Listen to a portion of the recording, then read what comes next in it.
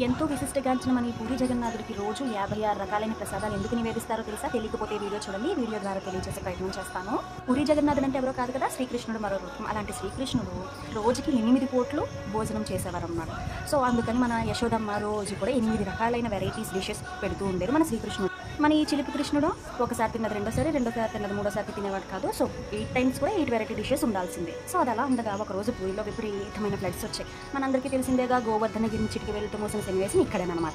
అలా ఫ్లడ్స్ వస్తుండగా శ్రీకృష్ణుడు గోవర్ధనగిరిని ఎత్తి చిటికిన వేలుతో పట్టుకుని దాని కిందన మన పూరి వాస్తవులు అందరికీ కూడా షెల్టర్ ఇచ్చారనమాట. ఏకంగా 7 days కంటిన్యూగా తిండి నిద్ర లేకుండా మన శ్రీకృష్ణుడు అవలీలగా గోవర్ధనగిరిని ఎత్తిన సన్నివేశం ఇక్కడ చెప్పుకున్నాం కదా. అందుకు కృతజ్ఞతగా మళ్ళీ భక్తులు పూరి వాస్తువులందరూ ఏం చేశారో తెలుసా? 7 days అంటే రోజుకి 8 పూటలు చెప్పిన 7 into 8 అంటే 7 8 అంతా 56 కదా, 56 రకాలు అనేది రోజు నివేదిస్తామని అప్పటి నుండి ఈ పూరి జగన్నాథుడికి అక్కడ ప్రజలు ఎంతో ప్రేమతో రోజు 56 రకాలైన ప్రసాదాలను నివేదిస్తున్నారనమాట.